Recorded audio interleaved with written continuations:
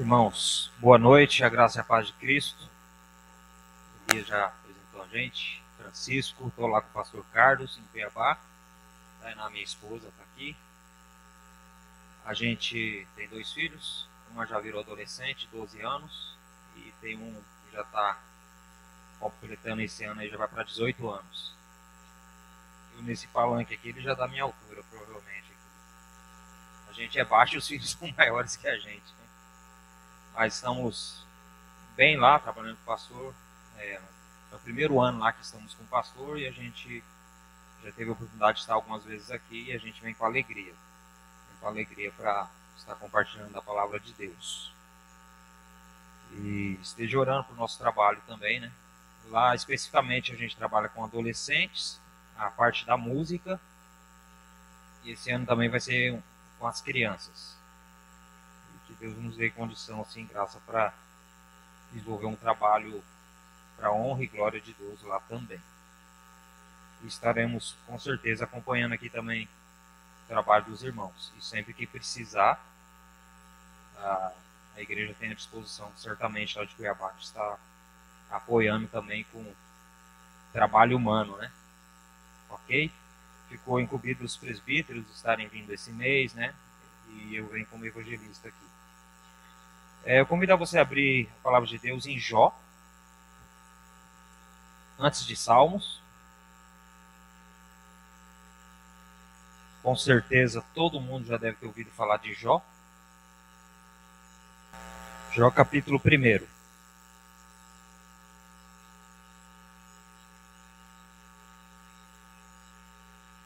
Vou fazer a leitura e os irmãos acompanhem, tá? Jó capítulo 1.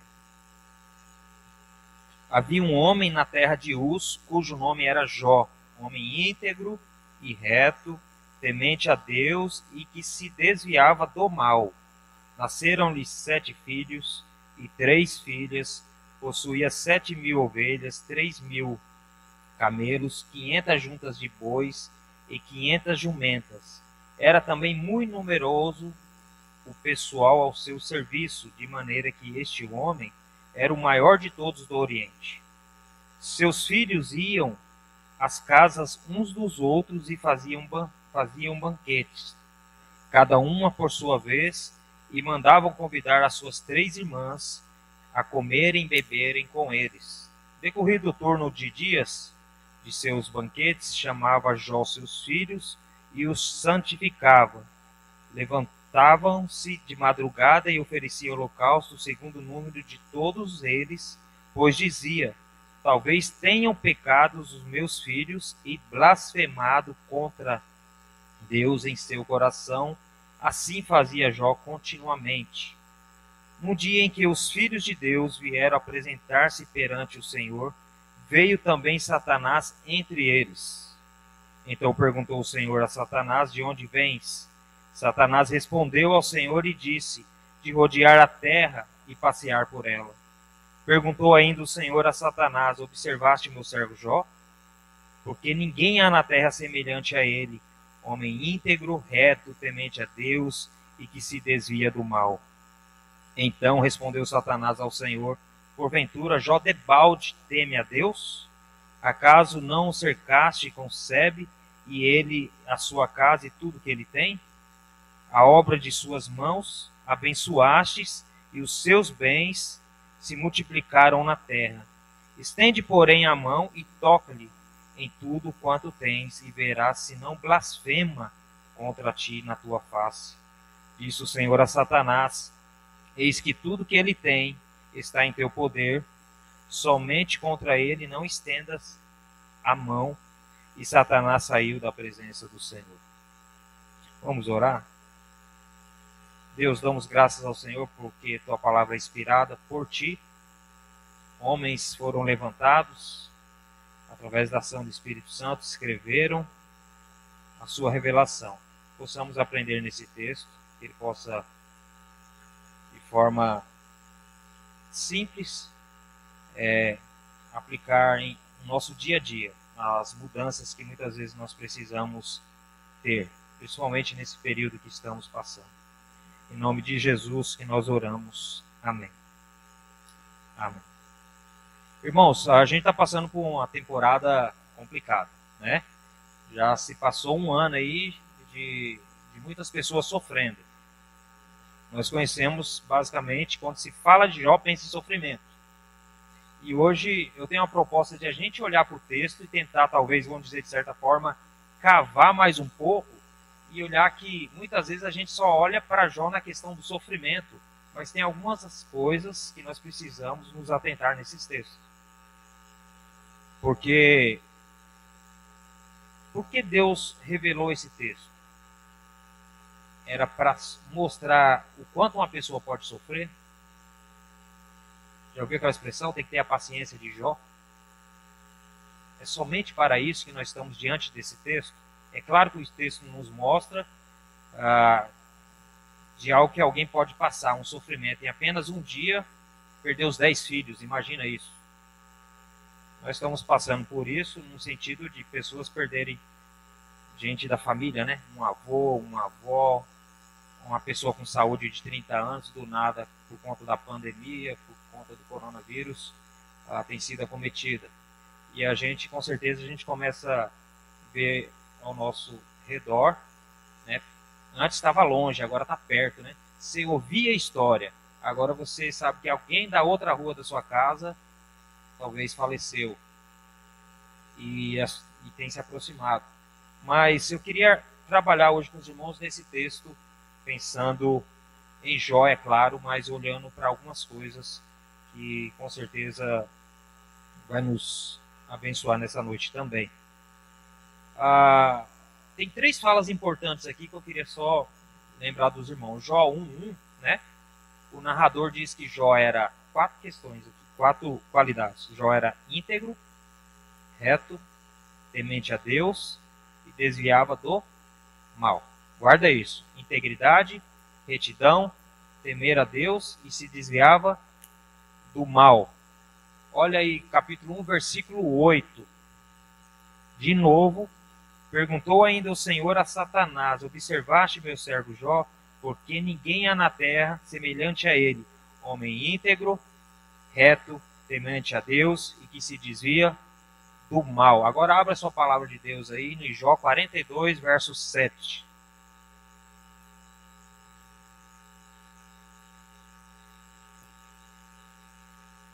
Depois que toda a história de Jó, que muitos de vocês devem conhecer, muitos detalhes, a gente está no último capítulo e veja que está escrito no capítulo 42, verso 7. Deus fala novamente sobre Jó, depois de tudo que ele passou. Tendo o Senhor falado essas palavras, 42, 7. A Jó, o Senhor disse também a Elifaz, o temanita: a minha ira se acendeu contra ti, os teus bois amigos, porque não dissestes a mim o que era reto, como o meu servo Jó. Lá no final de toda a história, Deus fala assim para um dos amigos de Jó, confirma: Jó foi reto. Jó foi uma pessoa que nós temos como exemplo. Jó, irmãos, é o único personagem da Bíblia que tem essas 4 qualidades ditas por Deus. Nós vemos Deus falando, né? Davi segundo o coração de Deus, mas Jó tem 4 aparecendo. Que a gente possa, algumas vezes, quando vocês estiverem lendo esse texto, lembre disso. Era um homem exemplar, exemplar, exemplar. E uma coisa muito interessante, quando a gente olha para... Vamos voltar lá, capítulo 1. Uma coisa muito interessante desse texto é o seguinte. Imagine esse texto em 2 histórias separadas. Nós temos 2 cenários aqui. 2 cenários. Nós temos o cenário falando, imagine 2 cenas. Jó, um cenário na terra, até o versículo 5. A partir do versículo 6 até o 12, nós temos uma história sendo contada no céu. No céu, no sentido ali do texto que nós temos aqui. Nós temos que observar essa divisão, é muito peculiar. A partir dessa divisão, a gente começa a tirar algumas conclusões e observar alguns ensinamentos muito importantes. No cenário 1 que nós temos aí, logo no começo, o narrador apresenta Jó sua família, seus bens, sua rotina e sua relação com Ele. Isso acontece do verso 1 ao verso 5. Do verso 6 ao verso 12, o narrador apresenta Deus, o narrador do livro de Jó apresenta os seres celestiais e apresenta Satanás. Então nós temos dois ambientes totalmente diferentes. Nós temos o ambiente familiar, vamos dizer assim, terreno da terra, e nós temos um ambiente que está lá nos céus. O que esse ambiente aqui embaixo nos ensina, no cenário 1, e o que o ambiente 2 nos ensina? Vamos meditar sobre isso. Porque uma das perguntas que eu tenho e que o coração de cada um possa responder é qual que é a verdadeira motivação que eu tenho em servir a Deus. Qual é a principal mensagem de cada um desses cenários? No cenário 1, nós temos duas palavras que se repetem. E quando palavras se repetem em texto, quando você vai estudar, você preste atenção. Né? Tem palavra que repete 3 vezes, 4 vezes. Mas nós temos duas palavras que se repetem. O verso 5, talvez tenha pecado os meus filhos e blasfemado contra Deus. Versículo 11 diz assim: estende, porém, a mão, toca-lhe tudo que tem e verás que não blasfema. Aparece blasfemar no verso 5 e no verso 11. Então, a gente já pode responder qual que seria a maior preocupação de Jó, de acordo com esse texto aqui. É não blasfemar contra Deus. Guarde isso no seu coração. A princípio, de tudo que você escutou de Jó, a questão principal é ele não blasfemar contra Deus. A gente vê o cenário aqui de sofrimento, é complicado. Mas o que me parece que nesse texto, a questão não é o sofrimento. A questão é se eu vou blasfemar. Estão entendendo? A questão não é se alguém da minha família morreu numa tragédia. A questão é se eu vou blasfemar contra Deus diante desse sofrimento. A gente precisa ficar atento quanto a isso. Qual que seria o desafio do cenário 2, lá nos céus? Por que Satanás quis intervir na vida de Jó? Satanás queria destruir Jó? Satanás não queria destruir Jó. No sentido aqui que eu estou dizendo. Satanás queria ver Jó olhar para Deus e blasfemar contra ele. O que me parece aqui é que o sofrimento aparece de coadjuvante. Já ouviu esse termo? Tem um filme, né? Aí tem o ator principal. E tem uns que aparecem no filme, vai aparecendo a filha do tal, o assassino, e vai aparecendo os outros personagens. Parece que o sofrimento aqui aparece dessa maneira. Ele aparece só para fazer um enredo, mas a questão aqui é você olhar para Deus e dizer para Ele por que você está o servindo. Por que Satanás quis intervir na vida de Jó? Irmãos, não era para Jó também só blasfemar contra Deus. Satanás queria ver, eu coloquei lá na frente, já estou até adiantando. É como se Satanás sentasse e Deus estivesse aqui e Satanás falasse assim: eu estou esperando a hora que Jó vai falar mal do Senhor e eu vou rir na sua cara. Perceba que a questão não é o sofrimento. A questão é como eu adoro a Deus, como eu sirvo a Deus. Guarde isso no coração de vocês. Para mim o sermão já podia parar aqui. Nesse sentido. E me ensina muito quanto a isso. Sabe?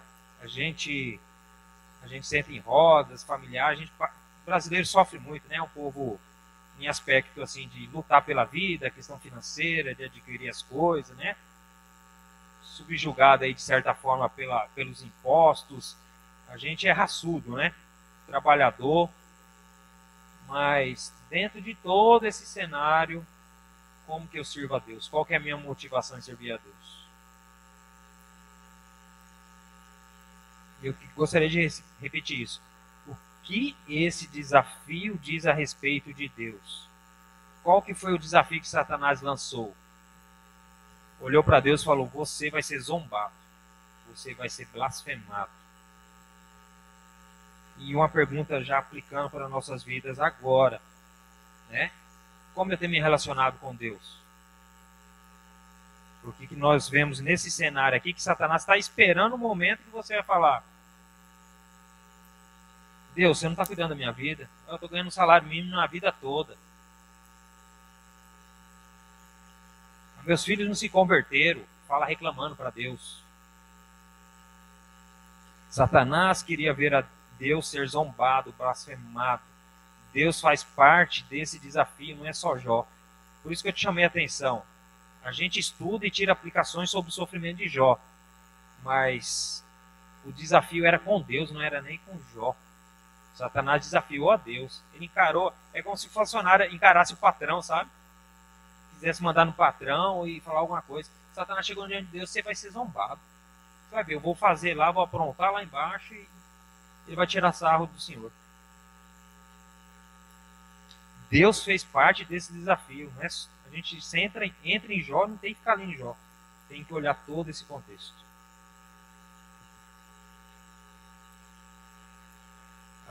Versículo 9. Então respondeu Satanás ao Senhor: porventura Jó de balde teme a Deus? Né? Não é balde, é de balde. Né? O que é de balde? Satanás perguntou. Então respondeu Satanás ao Senhor: porventura é sem interesse que Jó serve ao Senhor? Satanás falou para Deus: ele serve ao Senhor por quê? Sabe por que Jó está servindo ao Senhor? Perceba que nesse contexto, Satanás foi muito carudo, sabe? Ele está diante de Deus e está desafiando a Deus. Ele está falando: Deus, o que você está fazendo com ele é uma contrapartida. Você dá algo para ele, você é o bonzinho da história, ele te trata bem. Ele te trata bem. É sem interesse. Você acha que Jó teme a Deus em troca de nada? Satanás quer argumentar: qual a verdadeira motivação da minha religiosidade? Qual é a verdadeira motivação de estar todo domingo aqui? É para encontrar a bênção ou para estar com a bênção? É para encontrar a bênção material, né? Ou para estar com a bênção que é Deus na nossa vida por toda a eternidade? Porque o que nós vamos fazer no céu, e muito, é adorar. É adorar a Deus. Qual que é a nossa verdadeira motivação de servir ao Senhor? Satanás olha para Deus e diz isso: Jó serve ao Senhor porque ele anda com Corolla. Não sei se alguém tem Corolla aqui, né? Que anda de Corolla, porque está com apartamento, porque tem uma casa na Alphaville. E se tirar tudo isso? Qual que é a sua motivação? E Satanás faz essa jogada. Então Satanás quer mostrar, o que ele quer mostrar é que ninguém na verdade teme a Deus e se desvia do mal pelo genuíno desejo de estar em comunhão com Deus. Por que eu vou à igreja? Porque eu amo a Deus. E hoje nós vemos muitas igrejas. Por que eu vou à igreja? Porque eu vou cultuar a Deus e receber bênçãos. O meu vínculo de adoração com Deus, o vínculo está ligado a bênçãos, e muitas vezes bênçãos materiais.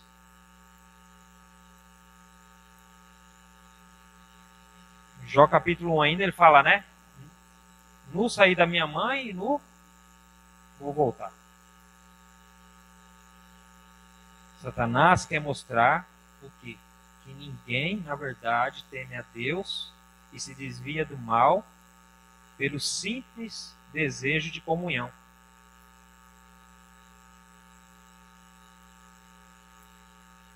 E como que Satanás começa a trabalhar? Guarde isso aqui. No caso aqui específico da história, Satanás primeiro Qual que é a estratégia dele? Pegar tudo que ele tem. Satanás olha para Deus e diz assim: eu vou tirar o carro dele, eu vou tirar as ovelhas dele, eu vou tirar o salário dele, vou tirar toda a renda dele, eu quero ver se ele vai continuar te servindo. Por qual motivação eu sirvo a Deus? Se Deus tirar todos os meus recursos, a motivação continua a mesma? Satanás faz o que também? Trabalha sobre a própria vida, né? A carne de Jó, né? Ataca-o com doenças, né? Tudo quanto ele é. Primeiro é tudo que você tem. Satanás muitas vezes ataca assim. E depois ele ainda ataca sobre a sua vida específica, fisicamente. Sobre tudo que você é. E nós não temos tempo aqui, mas do capítulo 4 ao capítulo 36, aparece pelo menos 3 amigos de Jó, amigos, e se você estudar para valer, não são amigos, na questão da argumentação deles. É um outro teste que Jó passa. Porque esses amigos parecem uma fria, sabe? Os caras se condói, chora junto, tá lá do lado, mas olha para Jó e fala o seguinte: o que eu sei de Deus é o seguinte, Jó.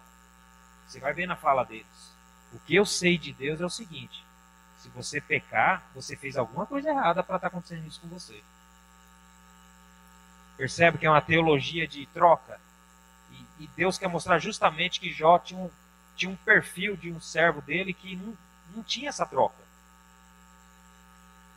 Não tinha. E os amigos de Jó falam: você pecou em alguma hora aí, você fez alguma coisa. Você fez alguma coisa de errado. Satanás usa isso. E lá, mais para o final, nos últimos capítulos, uma coisa interessante do livro de Jó, que o narrador mostra que Jó não sabe nem por que está acontecendo tudo isso com ele. Jó nem soube dessa conversa de Deus com Satanás. Jó nem soube. Acontece tudo isso que aconteceu com ele.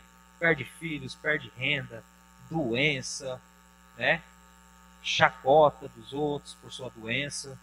E ele não entende por que está acontecendo. Ele sabe que Deus é soberano e que tudo está acontecendo com ele pela permissão de Deus.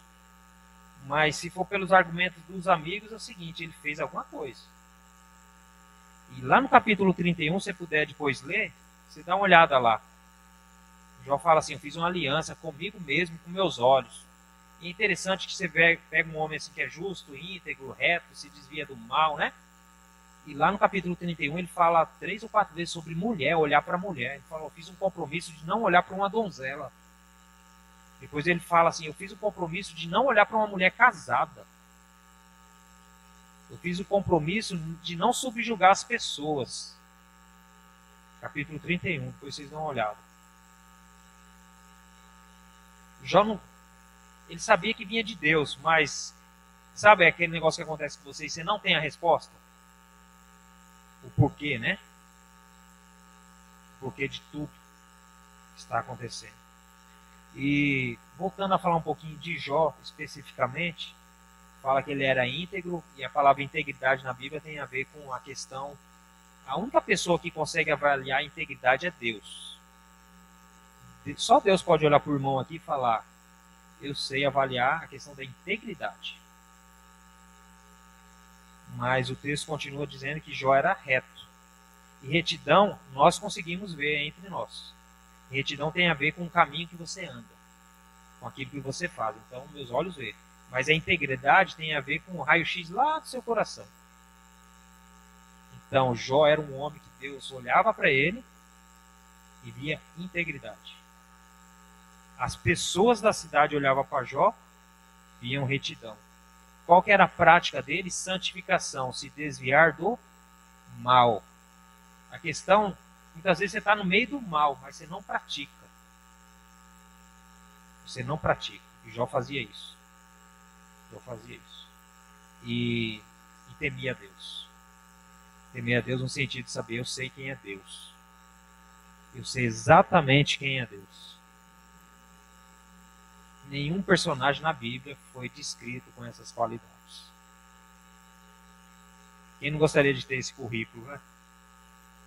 Diante de Deus. Esse currículo aí. diante de Deus. Jó nunca soube desse diálogo entre Deus e Satanás. E Satanás o atacou. Não, Jó só apareceu, ele foi escolhido da história, sabe? A questão era Deus ser zombado. E guarde isso no seu coração. Nós entramos muitas vezes na história de Jó, volto a repetir, e olhamos só pela questão de sofrimento e que ele aguentou firme. Mas a questão era aguentar firme porque Deus não poderia ser zombado. Deus não pode ser zombado, irmãos. De certa forma, a gente tem um domingo para servir a Deus. Se você prefere ficar assistindo Faustão ou sei lá o que passa na televisão, você não está servindo a Deus. Você está fazendo uma troca e uma troca feia, hein? A gente precisa olhar para a nossa vida e ver se nós não temos blasfemado contra Deus. E perceba que a blasfêmia aqui nesse texto tem a ver com aquilo que eu penso sobre Deus e aquilo que eu vou falar de Deus. Porque Satanás não estava esperando isso? Deus ser zombado. Eu estou sofrendo, estou apanhando aqui, estou com essa doença, vou usar um termo aqui, desgraçada. A mulher de Jó falou, olha para o seu Deus e o amaldiçoa. Lembra disso? Desse verso? Olha para o seu Deus e o amaldiçoa. Ele fala, você está louca. Você está louca.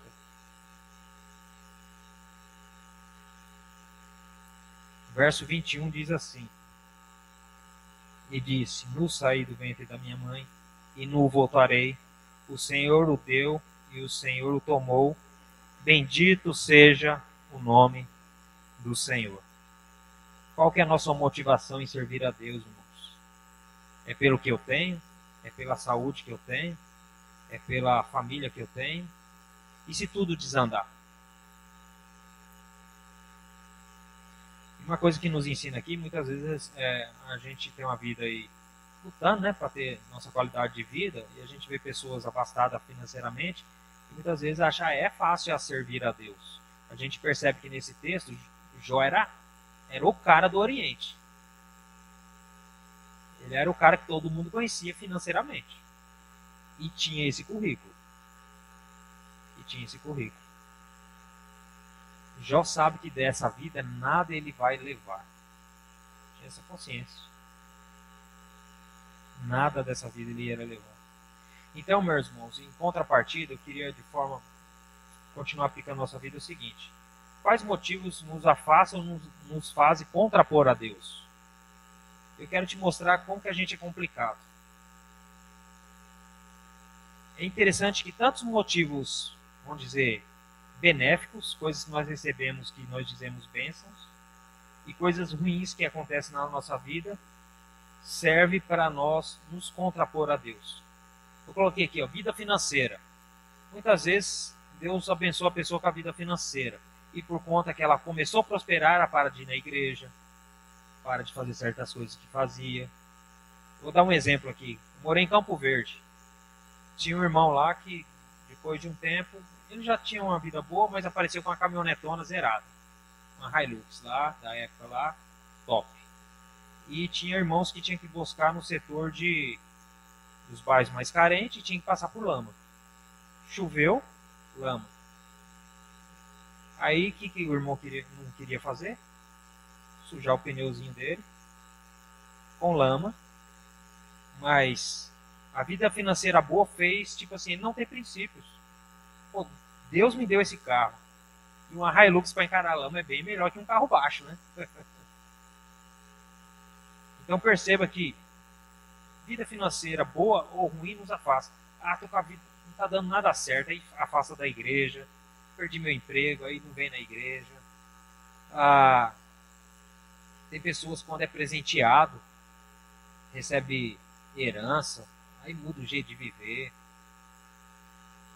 Eu coloquei pensando em jovens adolescentes. Uns somem quando arruma namorada, e outros somem porque não arruma namorada. Né? Outros somem porque está passando por um período de tristeza, Outros somem porque está passando um período de alegria. Outros somem porque conseguiu passar na faculdade, pediu para a igreja inteira orar, passou no vestibular, fez a prova do Enem, fez o vestibular. Aí tem a vida de faculdade, sobrecarrega e aí atrapalha o relacionamento com Deus. Aquilo que era bênção, eu uso para não ser bênção em minha vida. Então, quando tem trabalho e quando não tem trabalho. Então, muitas coisas mudam a nossa motivação. E perceba que são coisas circunstanciais. E a gente vai ver lá no final, deixa eu já adiantar, capítulo 19. Toda a motivação de Jó está baseado, principalmente nesse versículo. Ele diz assim, pois eu sei que o meu Redentor vive e ele virá. E ele virá. Qual que era a motivação de Jó?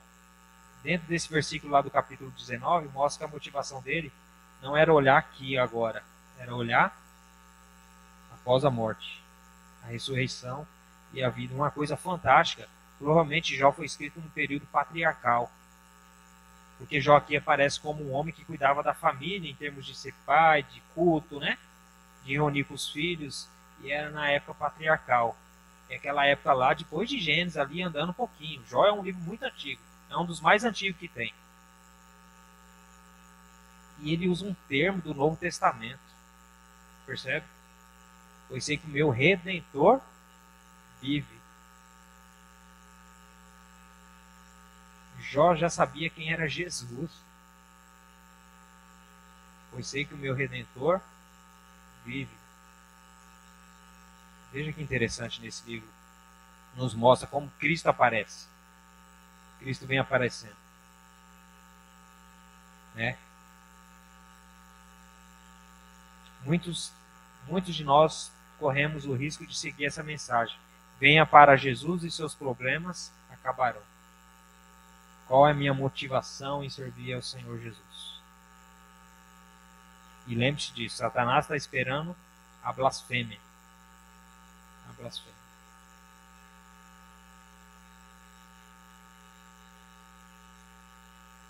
Qual tem sido então a minha motivação em servir a Deus? Qual tem sido? Então respondeu Satanás ao Senhor, versículo 9, porventura Jó de balde teme a Deus, ou é sem interesse que te serve? Satanás argumenta da seguinte maneira, o Senhor acha que ele te adora sem ter nada em troca? Você acha que Jó te serve sem ter interesse? Muitos servem a Deus, guarde isso aqui, essa frase. Muitos servem a Deus pelo que ele faz. E nós vemos Salmos falando o que Deus faz. Mas a nossa motivação é servir a Deus. O que ele faz é magnífico. No Salmo que o irmão leu, fala que o seu exército, né? Toda vez que está em Salmos falando do seu exército, está se referindo a toda a criação dele. Tudo que ele criou é o exército dele. Não é exército de soldados. É o exército da criação. As estrelas, o cosmos, o planeta, nós, natureza, tudo.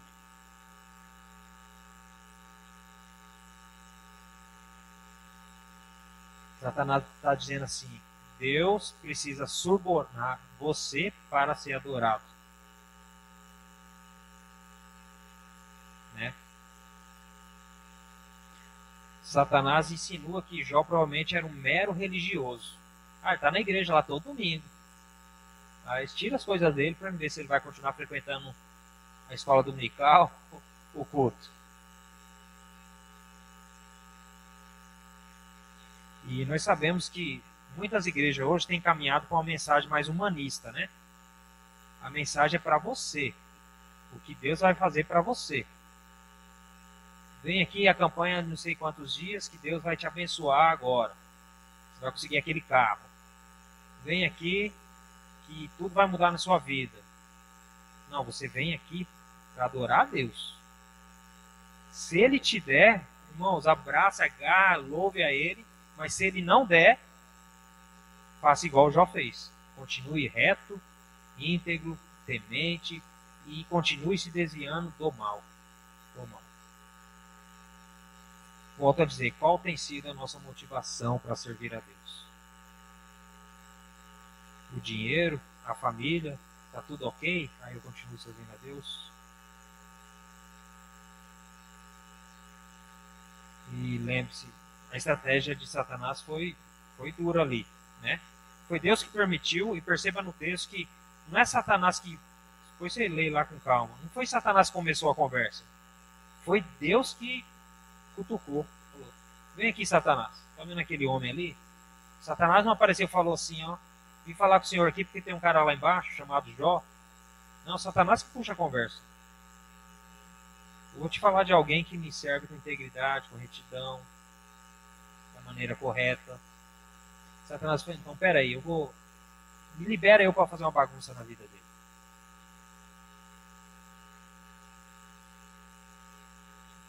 Então olhe para as questões materiais da sua vida e perceba como você está servindo a Deus. Olhe para a questão familiar da sua vida e veja como você está servindo a Deus. Tá? A sua questão física, se for doença, como eu continuo servindo a Deus. Eu passei 5 anos em Cuiabá quando eu voltei, já vai para o 8º ano. Logo quando eu cheguei, a minha sogra teve câncer de mama, tratou. Minha mãe teve um problema na coluna de hérnia, mas foi bem grave, tratou. Aí depois meu pai teve câncer também, tratou, veio a falecer há 2 anos, não por conta de câncer, outras coisas, mas eu convivi com doenças. Eu percebi o quanto me apavorou, sabe? A fraqueza de ver assim essa questão da morte, do sofrimento. Eu sou forte para muitas coisas, mas minha esposa acompanhou. Eu tive uma pane de 3 a 4 meses por ter lidado com sofrimento e com morte. De ver a pessoa fazer quimioterapia, passar mal em casa, né? Ter que levar para o hospital, voltar. Meu pai teve surtos psicológicos, vamos dizer assim, de ter que cuidar, levar, buscar. Traz sofrimento. E a questão assim, estou dando um exemplo particular, mas como nesses momentos que aparecem nas nossas vidas, como a gente continua a servir a Deus. Eu lembro que comecei a baixar pregação sobre céu, sobre novos céus e novas terras, para colocar meu coração no lugar certo, porque eu estava desesperando. Porque se eu olhasse para aquele momento, para a morte, igual do caso do meu pai, eu pirei o cabeção, né? Vou usar um termo da gurizada aí. Mas se eu não olhar igual o Jó olhou, né? Pois sei que o meu Redentor vive e por fim ele virá me buscar. Vai restaurar o meu corpo e vou estar com ele. Então olhemos para nossas vidas e avaliemos como nós temos servido a Deus. Qual que é a motivação? Lembre-se, Deus não pode ser zombado. Deus não pode ser zombado.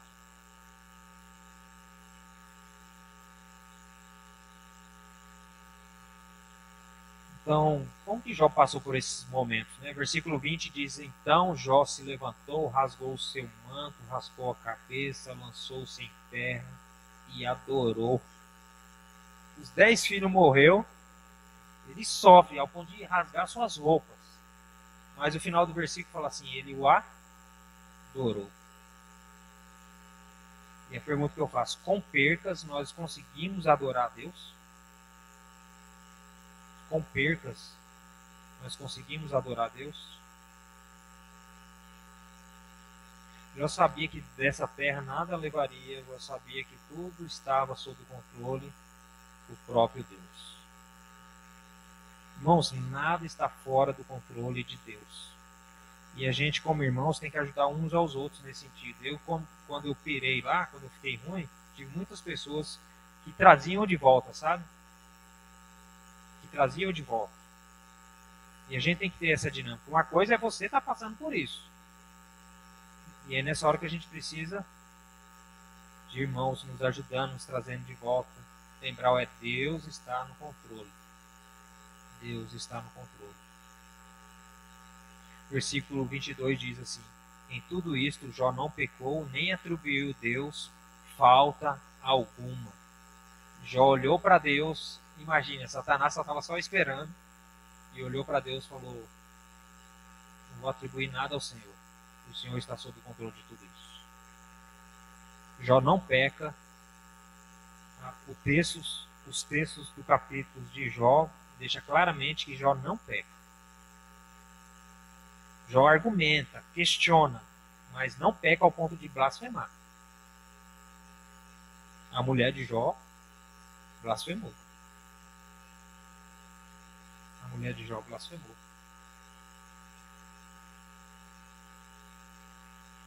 E lembre-se disso, eu queria já aplicar, concluindo dizendo, assim como Jó passou por tudo isso, nós temos Cristo que passou por tudo isso também. Sofrimento, dor, conversou com Deus Pai, sofreu por nós, consciente sobre o que estava acontecendo, mas venceu. Mateus capítulo 4, fala do desafio de Satanás diante de Cristo, lembra?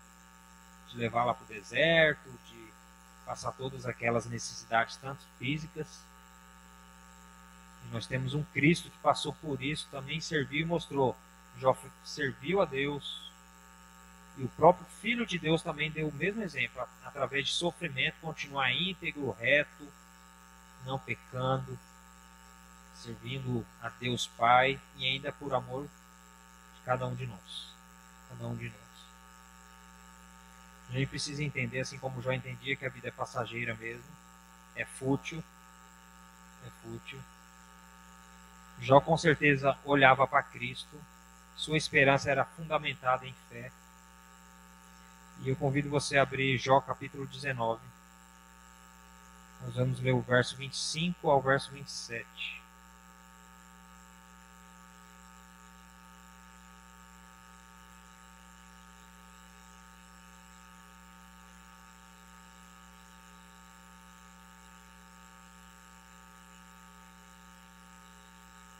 Jó capítulo 42.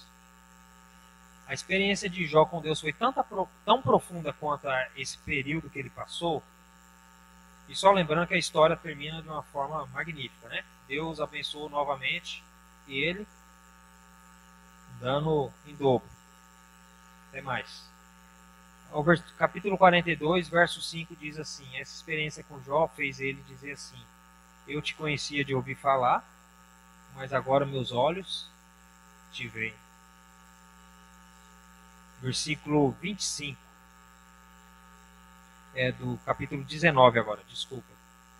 Capítulo 19. Eu fui para o capítulo 42 para o capítulo 19.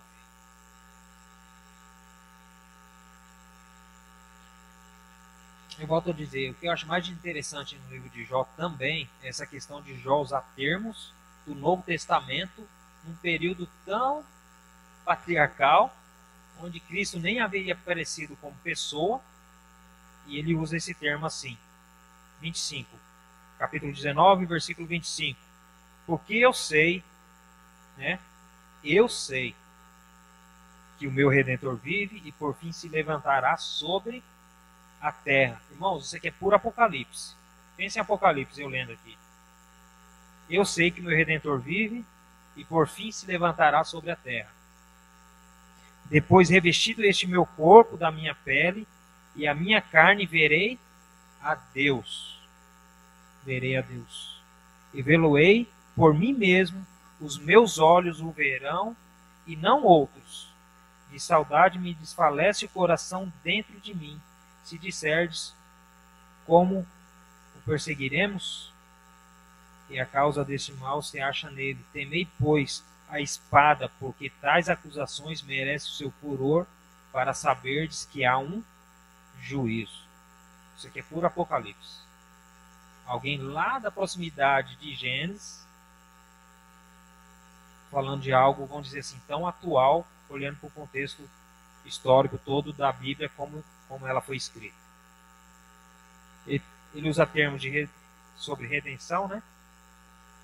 Sobre o corpo ser restaurado e sobre juízo.